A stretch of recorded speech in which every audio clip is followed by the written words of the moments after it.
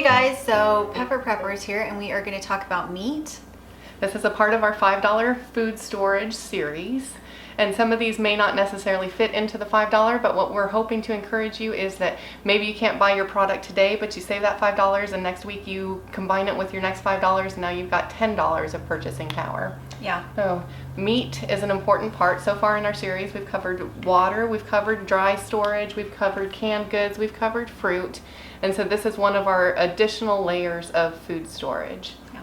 So most of the meat that we consume, and also Julie, is on the hoof. It's in our backyard. As we look it in the eye every day, we love it, we care for it, and we ensure that it had a good life and a humane end. Yeah. So as our freezer is full of lovingly raised pig, rabbit, we eat a lot of rabbit. We have chickens, we have ducks. Yeah. I like to feel like we used every part of the animal that we possibly could. Us too. And I like to eat it in different ways, same animal. So that one of the things we wanted to talk about is bone broth. Yes. In that you can have your main meal with your animal, with your chicken, whatever it may be, and then you save the bones and you cook it for several hours with some other vegetables. Right. That then creates a gelatinous soup base that you can use in gravies, you can use in soup.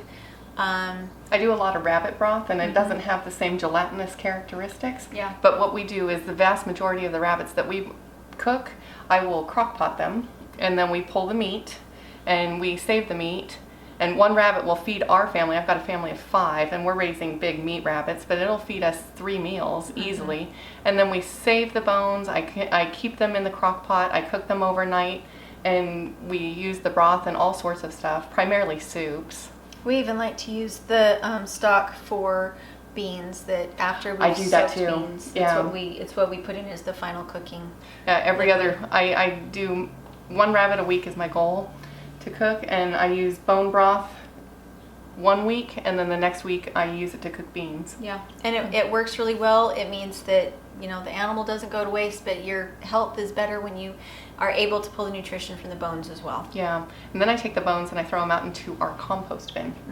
Yeah. So make sure you compost it well though. Yeah. That's not something you want to plant directly into. Yeah. So, but different options. I have canned chicken. So just like you're buying canned chicken at the grocery store, you can do that yourself, and it's much cheaper to do it yourself, and you end up with a lot more product. There are things like beef sticks, not necessarily my go-to. This is good for traveling, that's why I have it, is because I'm on the road, and it's shelf stable. Yep. For us with meat, when we were really into the homesteading before we left on our trip, all of our meat came from animals that we had raised, and we had started to experiment a little bit with smoking and salting and shelf-stable meats that don't actually need to be refrigerated because they've been salted. If you're planning on doing something like that, you need quite a bit of salt. Like Catherine said in one of our other videos, we buy salt in 20-pound bags. And you have to have pink curing salt for some of these recipes. You can use pink curing salt. You don't have to. That would be your sodium nitrate addition, would be your pink salt. Right.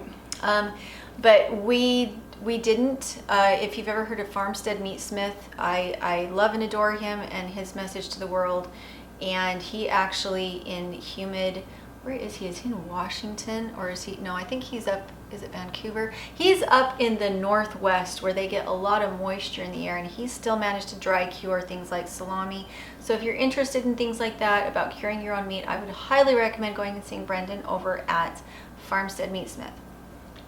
But we did do that, and we butchered our own pigs and we salted them and cured them, and we hung them in our 85-degree kitchen in the wintertime and our 85-degree kitchen in the summertime.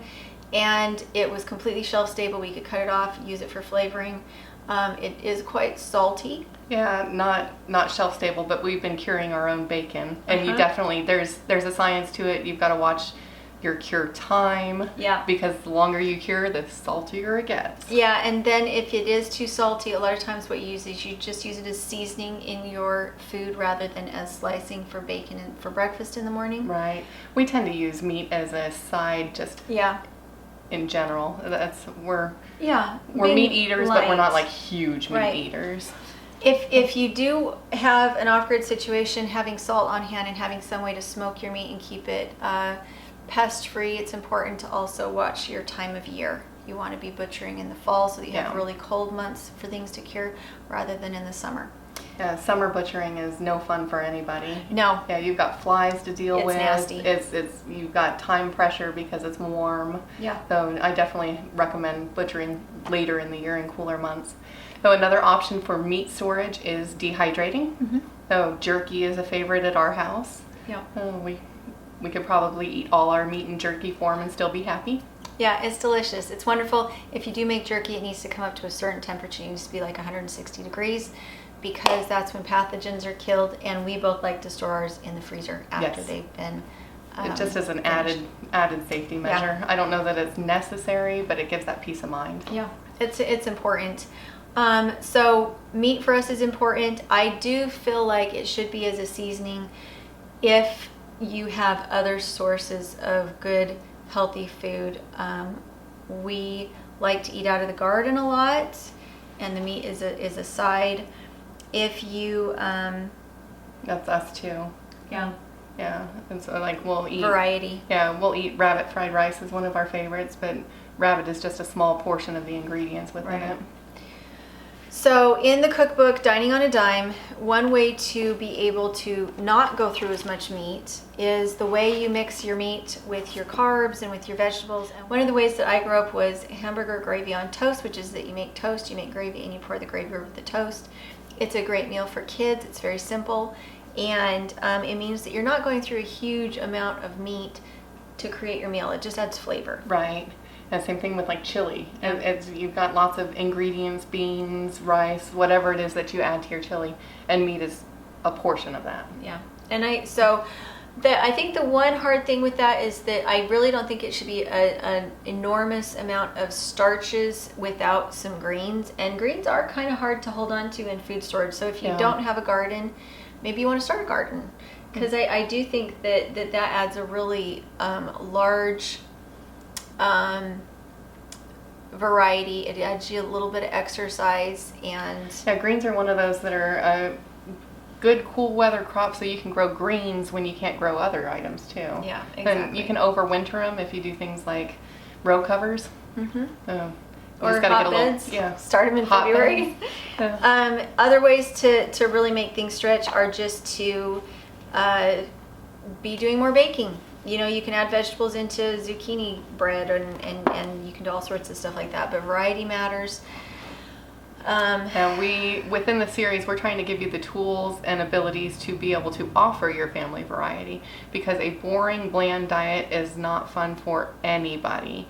And you're going to have to battle your kids to get them to eat. And if you're in a stressful situation, if you're in a time management situation, if you're a busy working mom and you put the effort into cooking something, there is nothing more deflating than having your kids turn up their nose and refuse to eat it. Right. So we want to not only teach you how to store food, but how to prepare it in a way that your family will eat it.